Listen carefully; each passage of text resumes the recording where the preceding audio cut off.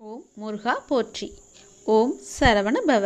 என் அன்பு குழந்தையே, உனக்கான காலங்களெல்லாம் கனிந்து வந்துவிட்டது. உனக்கான நேரமும் கூடி வந்துவிட்டது. இனி உனக்கு எப்போதும் பயமே கிடையாது. யாம் இருக்க பயமே. நான் உன்னோடு இருப்பதால் புயல்கள் உன்னை நோக்கி வராது என்று உத்தரவாதமில்லை. ஆனால் எந்த புயலாலும் உன்னை மூழ்கடிக்க முடியாது என்பதற்கு நான் உத்தரவாதம் அளிக்கின்றேன்.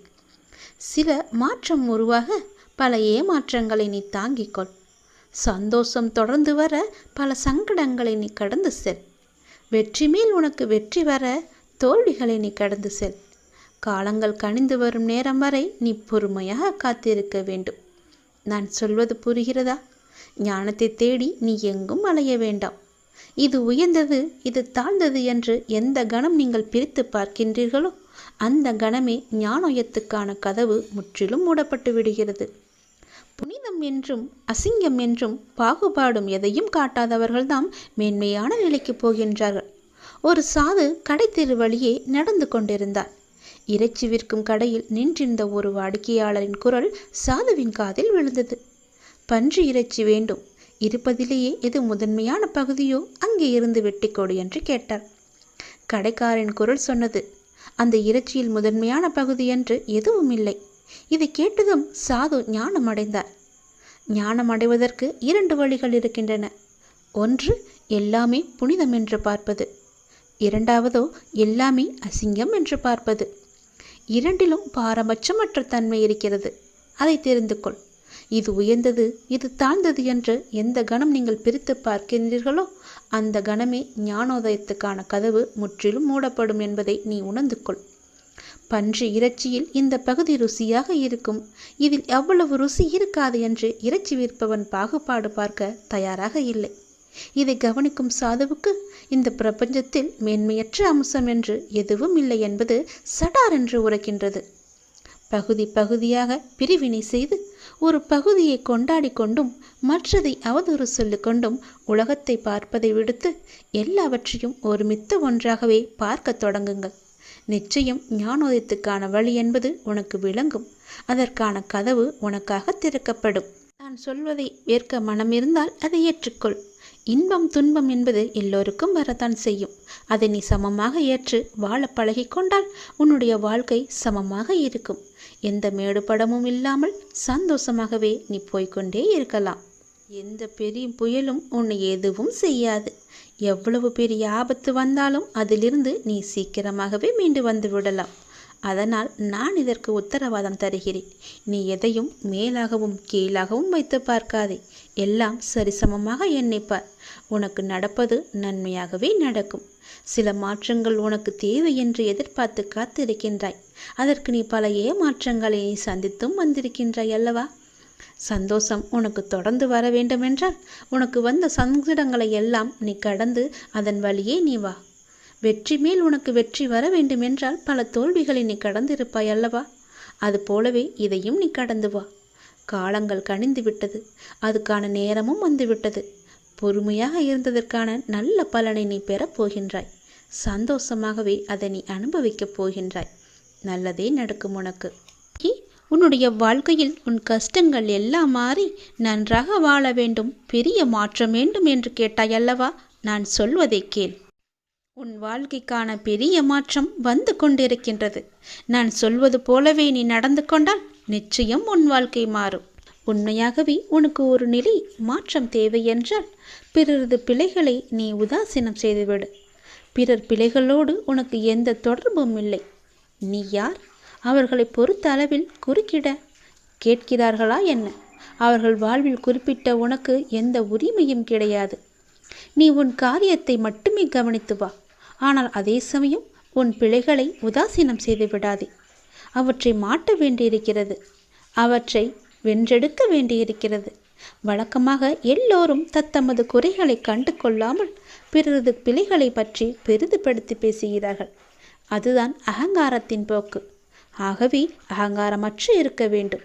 முயற்சிதான் வெற்றியின் முதல் படி. அதை அடைய எத்தனை முறை தோற்றாலும் முயற்சியை மட்டும் விட்டுவிடாதே. எண்ணத்தில் தூய்மையும் சொல்லில் இனிமையும் செயலில் நேர்மையும் கொண்டு அற வாழ்க்கை வாழ்ந்து வந்தால், நாம் எளிமையான வாழ்க்கையை வாழ்ந்து வந்தால் நிச்சயம் நம்முடைய வாழ்வில் நல்ல மாற்றங்கள் ஏற்படும்.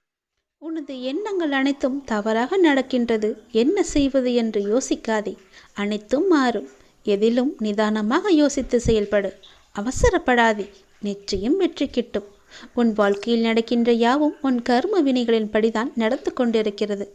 அப்படி இருக்கையில் நீ துயரங்களை எதிர்கொண்டுதானே ஆக வேண்டும். உன் கர்ம பந்தத்திலிருந்து விரைந்து விடுபட உன்னால் முடிந்த அளவுக்கு நன்மைகளை செய்து கொண்டே இரு. அந்த நன்மைகளை செய்வதை விட்டு விடாதே. உன்னிடம் உதவிக்கு வருபவர்களை உதாசீனப்படுத்தாதே. உன்னால் முடிந்த உதவியை இல்லை என்று சொல்லாமல் நீ அவர்களுக்கு செய். இல்லை என்ற சொல்லே உன் வாயிலிருந்து வரக்கூடாது. உன்னை காக்கும், அதுவே இக்கட்டான சூழ்நிலையில் காக்கும். உன்னுடைய தர்மமே உன்னை காக்கும், உன்னை சூழ்ந்து நிற்கும். வாழ்க்கையில் இன்பமும் துன்பமும் அவ்வரவர் கையாளும் வகையில்தான் இருக்கின்றது. மற்றவர்கள் எல்லாம் நிம்மதியாக சந்தோஷத்துடன் வாழ்கின்றார்கள். நமக்கு மட்டும்தான் துயரம் இருக்கிறது என்று நீ புலம்பிக் கொண்டிருக்கிறாய். அது முற்றிலும் தவறு. எல்லோருக்குமே அவரவர் வாழ்க்கையில் சென்று பார்த்தால்தான் தெரியும் அவர்கள் படும் கஷ்டங்கள் என்ன, துயரங்கள் என்ன, எவ்வளவு அனுபவிக்கிறார்கள் என்று. பொறுமையையும் நம்பிக்கையும் மட்டும் எந்த சூழ்நிலையிலும் கைவிடாதே. யாரோடும் உன்னை நீ ஒப்பிட்டு கொள்ளாதே. பொறுமையும் நம்பிக்கையும் உன்னில் சூழ்நிலையில் எப்போதும் காப்பாற்றும். உன்னை விட்டு யார் விலகினாலும் நீ கவலைப்படக்கூடாது. எல்லாம் நன்மைக்கே என்று எடுத்துக்கொள்ள வேண்டும். நீங்கள் மென்மேலும் வளர்ச்சியடைந்து வாழ்வில் வெற்றி பெற வேண்டும் என்றால் நான் சொல்வதையெல்லாம் நீ கடைப்பிடித்துதான் ஆக வேண்டும். உனது வாழ்க்கை எல்லா செல்வ வளங்களையும் பெற்று மகிழ்ச்சியாக மாற வேண்டும் என்றால் நான் சொல்வதை நீ கடைப்பிடித்துதான் ஆக வேண்டும். இவை அனைத்துமே உன்னை வந்து சேரும்படி நான் அமைத்து அறிகிறேன். உன் லட்சியத்தில் மட்டும் உன் கவனத்தை செலுத்து. யாருடனும் உன்னை நீ ஒப்பிட்டு பார்க்காதே. உன்னை யாருடனாவது ஒப்பிட்டு பார்க்க வேண்டும் என்று நினைத்தால் நீ உன்னுடனே உன்னை பற்றியே முன்காலத்திலும் இப்போதும் உள்ளபடி நீ ஒப்பிட்டு பார். நிச்சயம் உன் வாழ்க்கை எப்படி மாறியிருக்கிறது என்று உனக்கே தெரியும். மேலும் பெரிய மாற்றம் வேண்டுமென்றால் நான் சொல்வதை இப்போதே கேள். பெரிய மாற்றம் உன்னை தேடி வந்து கொண்டிருக்கிறது. கடந்த 1 வருடமாக இருந்த உன்னுடைய மனப்போராட்டத்திற்கு முடிவு கிடைக்கும் நேரம் இது. நீ போகும் பாதையே சரியான பாதை. அதிலிருந்து நீ நகர்ந்து விடாதே. இந்த வழியிலேயே நீ போ. உனக்கு முன்னால் நான் சென்று கொண்டிருக்கிறேன் என்பதை மறவாமல் அதன் வழியே வா. நிச்சயம் நடக்கும். நன்மைகள் பல. நல்லதொரு மாற்றம் நிரந்தரமாக உன்னுடைய வாழ்வில் இன்னும் சரியாக 3 மாதத்தில் வரப்போகிறது. அந்த நல்லதொரு மாற்றம் நீ எதிர்பார்த்ததை விட பல மடங்கு உனக்கு சந்தோஷத்தை அள்ளி தரப்போகிறது. அல்ல அல்ல குறையாத சந்தோஷம். அதை நீ அனுபவிக்கப் போகின்றாய். இது உன்னுடைய வாக்கு அல்ல, இது என்னுடைய சத்திய வாக்கு. உறவுகளில் உள்ள நிலையாமையை நீ புரிந்து கொண்டாய். உலக உண்மைகளை கொஞ்சம் கொஞ்சமாக நீ புரிந்து கொண்டாய். அடங்காத மனத்தினை என் நாமத்தால் அடங்க வைத்து நீ இப்போது பயின்று வந்து கொண்டிருக்கின்றாய். எப்போதும் நேர்மறையாக சிந்திக்க நீ பழகி கொண்டாய். இனி என்ன, ஏன் கவலை? இந்த வாழ்க்கையை கடப்பது உனக்கு எளிதாகவே இருக்கப் போகின்றது. இனி உனக்கு வழிகாட்டியாக நானே உன் கூடவே வரப்போகின்றேன். உன் கர்ம வினையை தீர்க்க வைத்து இந்த வாழ்வை நீ நிம்மதியோடு கடக்க நீ என்ன செய்ய வேண்டும் என்பதை அவ்வப்போது உனக்கு நான் குறித்து கொண்டே இருப்பேன். குறிப்பால் உணர்த்தி கொண்டே இருப்பேன். நீ தயங்காமல் முன்னேறு. நான் உன்னுடன் எப்போதுமே இருப்பேன். உனக்கு எல்லாவற்றையும் புரிய வைத்து உன்னுடைய வாழ்க்கையை செம்மையாக மாற்றி காமிக்கின்றேன். கடந்த 1 வருடமாக இருந்த உன்னுடைய ஒரு மனப்போராட்டத்திற்கு இப்போது முடிவு கிடைக்கும் நேரம். உன் மனம் 1 வருடமாக பட்ட பாடு எனக்கு தெரியாதா? எத்தனை அல்லல்கள் பட்டிருக்கிறது, எத்தனை துன்பங்களை சந்தித்திருக்கிறது, எத்தனை கஷ்டங்களை அது அனுபவித்திருக்கிறது. எல்லோற்றுக்கும் ஒரு முடிவு கட்டப் போகின்றேன். உன்னுடைய பொறுமைக்கு பலன் கிடைக்கும் நேரம் இது. நீ இதுவரை கடந்து வந்த பாதையில் நீ பட்ட கஷ்டங்களுக்கு ஒரு முடிவு காணப்பாய். யார் உன்னை கைவிட்டாலும் உன் நம்பிக்கை உன்னை கைவிடாமல் உன்னை இவ்வளவு தூரம் அழைத்து வந்திருக்கின்றது. நான் நம்பும் என்னுடைய அப்பா என்னை காப்பாற்றுவார் என்ற நம்பிக்கை உனக்குள்ளே ஆழமாக பதிந்திருக்கிறது. அதுவே உன்னை இத்தனை தூரம் பாதுகாப்பாக அழைத்து வந்திருக்கிறது தெரியுமா? அந்த நம்பிக்கையோடு சேர்ந்த நேர்மறை எண்ணங்களும் அது எல்லாமே கூடி உன் வாழ்வின் பொன்னான தருணங்களை அது உனக்கு உருவாக்கி தரப்போகிறது. மகிழ்ச்சியாகவே இரு. உன்னுடைய வாழ்க்கை சரியான திசையில் நகர ஆரம்பித்திருக்கிறது. அது சரியான வழியில்தான் போய்கொண்டிருக்கிறது. அதை மாயை என்ற வலையில் நீ சிக்கிக்கொண்டு மாற்றிப்போக நினைக்காதே. அது தவறாகவிடும். நான் சொல்வதை கேள். உனக்கு நல்லது நடக்கப் போகிறது. எத்தனை வருடங்களாக நீ தவித்து கொண்டிருந்தாய். எவ்வளவு மனப்போராட்டங்களை எல்லாம் அனுபவித்து கொண்டிருந்தாய். சந்தோஷத்தையே நீ மறந்து விட்டாய். அவ்வளவு துன்பங்களை நீ அனுபவித்து விட்டாய் அல்லவா? அது எல்லாமே இப்போது முடியப் போகிறது. சந்தோஷமாக நீ உன் வாழ்க்கையை ஆரம்பிக்கப் போகிறாய். உனக்கு துணையாக உன்னுடைய அப்பா நான் இருக்கும்போது எதையும் கவலைப்படாதே. எதை பற்றியும் நீ சிந்திக்காதே. மகிழ்ச்சியாகவே இரு. நிறைய மகிழ்ச்சியான தருணங்கள் இனி ஒன்றின் பின் ஒன்றாக உன்னை நோக்கி வந்து கொண்டே இருக்கிறது. இதுதான் சரியான திசை. யார் எது சொன்னாலும் அதை காதில் வாங்காதே. அங்கு உன்னை பயமுடுத்துபவர்கள்தான் நிறைய பேர் இருப்பார்கள். அவற்றையெல்லாம் நீ காதில் வாங்காமல் நீ போகும் பாதையே சரியான பாதை என்று நகர்ந்து போய்கொண்டே இரு. இதற்காகவும் நீ அதிலிருந்து பின் வாங்கக்கூடாது. இது அப்பன் முருகன் மீது சத்தியம். என் மீது சத்தியம் செய்திருக்கிறாய். அதிலிருந்து நீ பின் வாங்க கூடவே கூடாது. உன்னுடைய வாழ்க்கை உயரும் நேரம். நன்மைகள் பல பெருகும் நேரம். இந்த மாதத்திற்குள் பல நன்மைகள் உனக்கு நடக்கப் போகிறது. உன்னுடைய வாழ்க்கை மேம்பட போகிறது. உன்னை தேடி பல வெகுமதிகள் வரப்போகிறது. எதற்காகவும் நீ கலங்காதே. நீண்ட நாட்களாகவே நீ என்னிடம் கேட்டுக்கொண்டிருக்கும் உன் பிரார்த்தனையை உன்னுடைய அப்பா உனக்காக நிறைவேற்றி கொடுக்கப் போகின்றேன். உன்னுடைய துன்பங்களிலிருந்து எல்லாம் உன்னை காப்பாற்றப் போகின்றேன். நீ கேட்ட வரத்தை கூடிய விரைவில் உனக்கு தந்து உன் வாழ்க்கையை நான் சிறப்பானதாக மாற்றப் போகின்றேன். நீ நினைத்தது நிச்சயமாகவே நடக்கப் போகிறது. அது உனக்கு நடந்தே தீரும். உன்னுடைய மனக்கவலையின்றி இன்று தீபம் ஏற்று. எனக்காக ஒரே ஒரு தீபம் உன்னுடைய வீட்டில் ஏற்றிவை. என்னை நினைத்து ஓம் என்று சொல். எல்லாவற்றையும் நான் பார்த்து கொள்கிறேன். உனக்கு நல்வழியை நான் காட்டுகிறேன். காலை எழுந்ததும் என்ன வாக்கு வருகிறது என்று பார்க்க வேண்டும். ஏனென்றால் மனம் எதையோ பறிகொடுத்தது போல உள்ளது என்று உன் மனதில் சில கவலைகளுடன் நேற்று உறங்கி போனாயல்லவா? ஒவ்வொரு காலகட்டத்திற்கும் என்ன நடக்க வேண்டுமோ அதுதான் நடந்திருக்கின்றது. ஆனால் அது நிரந்தரமல்ல. இதுவும் மாறும். உன் மனதில் உள்ள அந்த சுமைகளை இறக்கி வைத்துவிட்டு அடுத்த நொடி உன்னுடையதாக இருப்பதற்காக அதை எப்படி சிறப்பாக ஆக்கப் போகின்றாய் என்பதில் உன்னுடைய கவனத்தை நீ செலுத்து. நான் உன்னோடு இருக்கின்றேன். அடுத்த நொடியை மகளுடையதாக ஆக்க உனக்கு நான் துணை இருக்கின்றேன். என் செல்ல குழந்தையே, உன்னை விட்டு சென்றதெல்லாம் உன் கை வந்து இந்த தை மாதத்தில் உன்னை வந்து சேரும். மகிழ்ச்சியாகவே இரு. நான் உனக்கு துணை இருப்பேன். எப்பொழுதும் உனக்குள் நான் இருப்பேன். என்னுடைய நாமத்தை மட்டும் நீ சொல்லிக்கொண்டே இரு. நீ மகிழ்ச்சியாக இருந்தாலும் உன்னுடைய மனதில் ஏதோ ஒரு பயம் ஓடிக்கொண்டே இருக்கின்றதே. எதற்காக அது? அது தேவையற்ற பயம். உன் வாழ்க்கையில் நல்ல மாற்றங்கள் ஒவ்வொன்றாக நடக்க ஆரம்பம் ஆகிவிட்டது. பயம் உனக்கு எதிர்மறை எண்ணங்களை மட்டுமே தரும். அந்த பயத்தை நீ தூக்கி எறிந்துவிடு. உன்னுடைய மனதை நீ எப்பொழுதும் நேர்மறையாய் மட்டுமே வைத்துக்கொள். அதில் எதிர்மறையை உட்புகுத்தி விடாதே. அதை தடுத்து நிறுத்த வேண்டிய பொறுப்பு உனக்குள் தான் இருக்கிறது. அதை நீ மட்டுமே செய்ய முடியும். நீ நினைத்தால் கண்டிப்பாகவே முடியும்.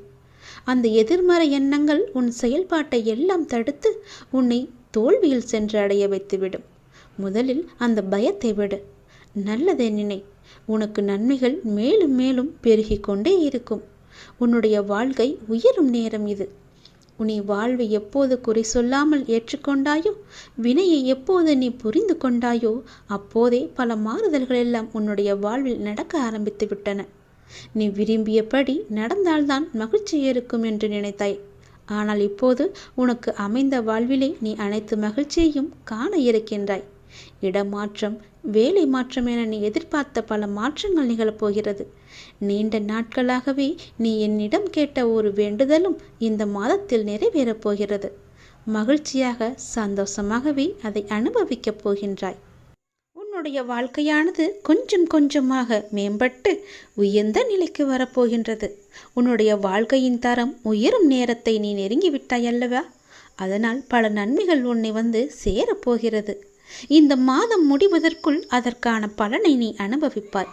கொஞ்சம் கொஞ்சமாக எல்லாமே நடந்து உன் முழுமையான வாழ்க்கையை நீ அனுபவிக்க நீ உன்னை தயார் செய்து கொள்ள வேண்டும். சந்தோஷத்தில் நீ துள்ளி குதிக்கப் போகின்றாய். என்னுடைய நாமத்தை நீ சொல்லிக்கொண்டே இரு. எல்லோருடைய வாழ்விலும் மாற்றங்கள் வருகின்றன. சிலருக்கு கொஞ்சம் தாமதமாக இருக்கலாம். இப்போது உன் வாழ்விலும் நீ எதிர்பார்த்த மாற்றம் வரப்போகிறது. உன்னுடைய பல வேண்டுதலில் உன்னுடைய முதன்மையான வேண்டுதல் விரைவில் நடக்கப் போகிறது. அதற்கு நீ செய்ய வேண்டியது எல்லாம் அந்த விஷயத்தை குறித்து நேர்மறை எண்ணங்களை மனதில் எழுப்ப வேண்டும். அது நடக்கும் என்று நீ நம்ப வேண்டும். உனக்கு அந்த வேண்டிய ஒன்று நிச்சயமாகவே கைகளில் கிடைக்கும். கோவிலில் சாமி முன் இந்த முறைப்படி நீ பிரார்த்தனை செய்து வந்தால் நிச்சயம் நீ நினைத்தது நடக்கும். நமக்கு எப்பொழுது எந்த பிரச்சனை எந்த ரூபத்தில் வந்தாலும் நாம் அந்த பிரச்சனைகளை முடிக்கவும் அதிலிருந்து முழுமையாக விடுபட்டு வெளியே வருவதற்கும் நாம் செய்யும் முதல் காரியம் தெய்வத்திடம் சரணடைந்து பிரார்த்தனை செய்து நம் குறைகளை கூறி வேண்டிய வரங்களை பெற்றுக்கொள்வோம். அது மட்டும் இல்லாமல் நமது வாழ்க்கையில் செய்யும் சில சிறிய தவறுகளுக்கும் தெய்வத்திடம் சென்று அதற்கான பரிகாரங்களையும் செய்து புண்ணியத்தை தேடிக்கொள்வோம். ஆனால் கோவிலில் சாமியிடம் வேண்டுவதாக இருந்தாலும் பரிகாரம் செய்வதாக இருந்தாலும் அதற்கு ஒரு முறை இருக்கிறது. அந்த முறைப்படிதான் நாம் இறைவனிடம் வேண்ட வேண்டும். அப்படி வேண்டினால் கண்டிப்பாகவே அது நிறைவேற்றப்படும். அந்த முறைப்படி பரிகாரம் செய்தாலும் தெய்வம் அதை முழுமையாக ஏற்றுக்கொள்ளும். நாம் நம்பிக்கையுடன் செய்ய வேண்டும். அதனால் இன்று கோவிலில் தெய்வத்தின் முன் எப்படி பிரார்த்தனை செய்வது, எப்படி வேண்டுவது பற்றி தான் நாம் இப்போது சொல்லப் போகிறோம். கோவிலுக்கு சென்றால் தெய்வத்தின் முன் மண்டியிட்டு வேண்டு என்று நிறைய பேர் சொல்லி நாம் கேள்விப்பட்டிருப்போம். ஆனால் நம்மில் எத்தனை பேர் இந்த முறையில் தெய்வம் முன் மண்டியிட்டு வேண்டியுள்ளனர் என்பது நமக்கு தெரியாது. ஆனால் அடுத்த முறை நீங்கள் கோலதெய்வ கோயிலுக்கு சென்றாலும் அல்லது வேறு ஏதாவது உங்களுக்கு பிடித்த தெய்வத்துடைய கோவிலுக்கு சென்று வேண்டினாலும் தெய்வத்தின் முன் முட்டி போட்டு உங்கள் பிரார்த்தனையை வையுங்கள். நீங்கள் தெய்வத்தின் சன்னிதானத்திற்கு முன்பு மண்டி போட்டு உங்கள் இரு கைகளையும் ஏந்தி உங்களுடைய பிரச்சனையை குறைகளை கடவுளிடம் சொல்லி வேண்டிய வரங்களை நீங்கள் பெற்றுக்கொள்ளுங்கள். இப்படி நீங்கள் முட்டி போட்டு வேண்டினால் தெய்வம் நாம் கேட்டதை உடனே கொடுக்கும் என சொல்லப்படுகிறது. இப்படி நீங்கள் எந்த தெய்வத்தின் கோவிலுக்கு சென்றாலும் முழங்கால் போட்டு மண்டியிட்டு உங்களின் இரு கைகளையும் ஏந்தி வேண்ட வேண்டும். உங்களுடைய வேண்டுதலை சீக்கிரமாகவே ஏற்றுக்கொள்வார். அதே நேரம் அந்த வேண்டுதல் சீக்கிரம் தெய்வத்தால் நிறைவேற்றியும் தரப்படும் என்பது காலம் காலமாக மக்களிடம் உள்ள நம்பிக்கை. அந்த நம்பிக்கை உங்களுக்குள்ளே இருக்க வேண்டும். நீங்கள் நிறைய கோவில்களில் சில தெய்வத்திற்கு வேண்டுதல் வைத்து முழங்கால் மண்டியிட்டு கோவிலை சுற்றி வலம் வருவார்கள். கோவில் படியேறி தங்களுடைய நேர்த்திக்கடனை செலுத்துவார்கள். இப்படியெல்லாம் கூட தெய்வத்திற்கு பிரார்த்தனை செய்யலாம் என்று நம்முடைய சாஸ்திரங்களே கூறுகிறது.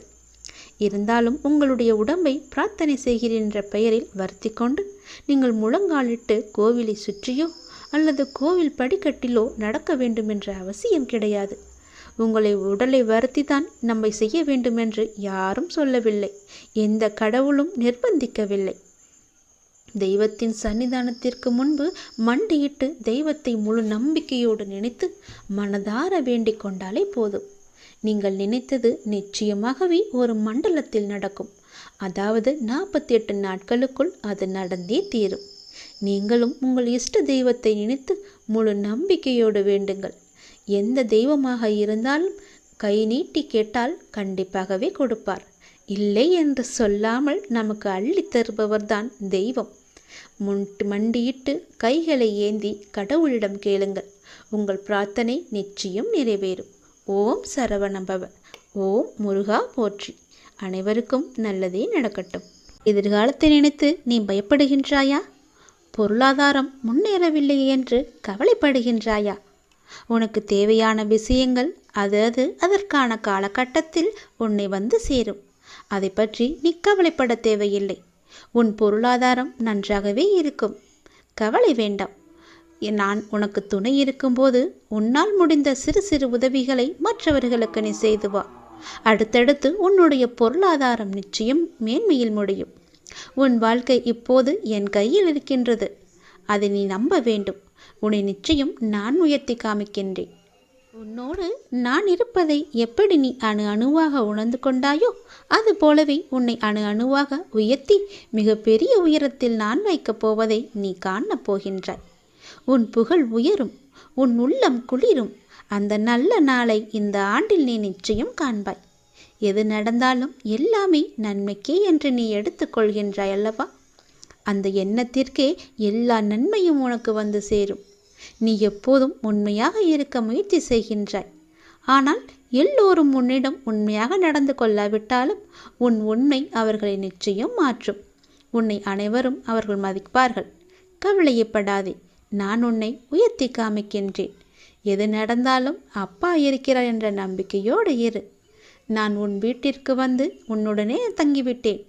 என் வரவால் நீ இதுவரை சந்தித்த வந்த வேதனைகள் எல்லாம் எப்படி காணாமல் போனது என்று நினைத்து வியக்கும் அளவிற்கு நிச்சயம் உன்னுடைய வாழ்வில் பல நல்ல நல்ல மாறுதல்கள் எல்லாம் நடைபெறும். இனி ஒவ்வொன்றாக அது உனக்கு தெரிய வரும். வாழ்க்கையில் பல அற்புதங்கள் நிகழப்போகின்றது. எல்லாமே எனக்கு தெரியும் என்ற நம்பிக்கையோடு என்னிடம் ஒப்படைத்துவிட்டு எல்லாமே என் அப்பாதான் என்று இருக்கின்றாய் அல்லவா? நிச்சயம் நான் உன்னை கைவிட மாட்டேன். என் நிலைமை மாறவில்லையே, நானோ நீயே என்று கதியின்றி இருக்கின்றேன். உனக்கோ என்னை கவனிக்க நேரமில்லை என்று நீ புலம்புகிறாய். ஒரு நாள் இந்த வாழ்க்கை எனக்கு பிடித்த மாதிரி மாறும் அப்படி என்கின்ற நம்பிக்கையில் நீ ரொம்ப நாட்களாகவே வாழ்ந்து கொண்டு இருக்கின்றாய். அந்த ஒரு நாள் உன் வாழ்க்கையில் வெகு விரைவாக வரப்போகின்றது. அதை நான் உனக்கு பரிசாக தரப்போகின்றேன். அந்த பரிசோடு இந்த நாளை நீ மகிழ்ச்சியோடு கொண்டாடு. உன் மகிழ்ச்சியான முகத்தை நான் காண விரும்புகின்றேன். என் மீது நீ அளவற்ற பக்தி கொண்டிருக்கின்றாய். கண்மூடித்தனமான நம்பிக்கை வைத்திருக்கின்றாய். தெய்வீக சக்தி அதிகம் இருக்கிறது என்று நம்புகின்றாய். அது எதுவுமே பொய்யாகாது தங்கமே. உனக்கு தேவையான சக்தி தந்து உனக்கான அந்த நல்ல நாளை நான் உன்னிடம் ஒப்படைக்கப் போகின்றேன். நிச்சயம் அதற்கான நல்ல அறிகுறிகள் எல்லாம் உன் கண்ணில் தெடும்படி நான் அமைத்து தருகின்றேன். நீ நல்லதாய் நினை, உனக்கு நல்லதே நடக்கும். சில நேரம் நீ மிகவும் மகிழ்ச்சியாகவும் சுறுசுறுப்பாகவும் இருக்கின்றாய். சில நேரமோ மிகவும் சோர்ந்து போய் கவலையில் மூழ்கின்றாய். எப்பொழுதும் உன் மனதை நீ சுறுசுறுப்பாக வைத்துக்கொள்ள என்னுடைய நாமத்தை மட்டும் நீ உச்சரித்து கொண்டு இருந்தாலே போதும். என்னுடைய நாமமானது உனக்கு எப்போதும் உதவியாக இருக்கும். எந்த நேரத்திலும் உனக்கு துணை இருந்து கொண்டே இருக்கும். என் நாமத்தை மட்டும் நீ சொல்லிக்கொண்டே வரும். தை மாதத்தில் உன்னுடைய இல்லத்தில் ஒரு நல்ல நிகழ்வு நடப்பதற்கான அறிகுறிகள் உனக்கு தென்படும். அது தொடர்பான முடிவுகள், பேச்சுவார்த்தைகள் எல்லாம் நடக்கப் போகிறது. உன்னுடைய எண்ணத்தில் நேர்மறை சற்று குறைந்தாலும் நேர்மறை எண்ணங்களை விடாமல் பிடித்துக்கொள். நீ நன்மைகள் நிச்சயமாக நடக்கும். உன்னுடைய மனதை மகிழ்ச்சியாக வைத்துக்கொண்டு நீ செய்யும் செயல்கள் எல்லாம் நிச்சயம் நல்ல பலனை தரும். அப்படியே உன் மனதை நேர்மறையாகவே வைத்துக்கொள். உன் இல்லத்தில் மகிழ்ச்சி என்றுமே நிலைத்திருக்கும். உன் மன கதவு எல்லாமே திறக்கப் போகிறது. தடைப்பட்ட கதவுகள் எல்லாம் திறந்து உன் வாழ்க்கைக்கான நல்ல நல்ல மாறுதல்கள் எல்லாம் நடைபெறும். நான் தரும் பரிசோடு இந்த நாளை நீ தொடங்கிப்பார். உன் வாழ்க்கையில் பல நல்ல நல்ல விஷயங்கள் எல்லாம் இந்த ஆண்டில் உனக்கு நடைபெறும். என் பரிசோடு இந்த நாளை தொடங்கு. ஓம் சரவணபவ.